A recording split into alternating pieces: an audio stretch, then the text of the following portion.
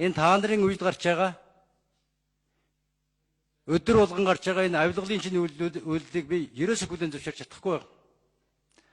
Одоо эргээд нэг хардаа та нар авилгатай тэмцэн авилгачдыг зээрлүүлнэ, шуран дүүргэн гэж занаад байсан.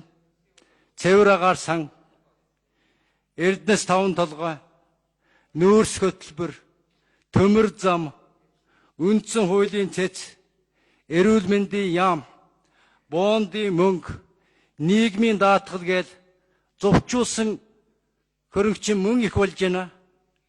Эдсэн уусан асуудал чинь мөн их зузаарч байна.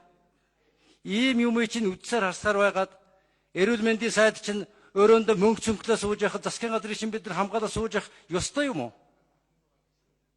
Алив нөгөө шудраг ёс чинь, алив нөгөө хууль ёс чинь.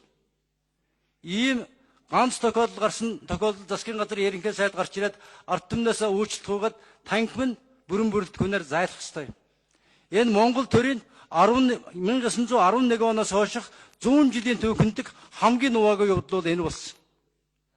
Зөвхөн энэний чинь төлөө та нарыг огцруулаад хөөж яваад зарим нь чинь шоронд хийвэл таарна. Өөр арга байхгүй. Ийм л юм ярихлаар популизм ярьж байгаа гэж ааштай байх юм ямар учиртай юм. Энэ чинь буруу үст. Ийм юмын төрд байх ёсгүй үст. Нэг ийм зүйл хэлье гэж бодсон. Хоёрдугаарт миний хэлэх гэсэн юм бол одоо энэ Гарамгаабаатар уянгийн хормоо мормоо яриад нэг жигтэй хэд юм болоод байна.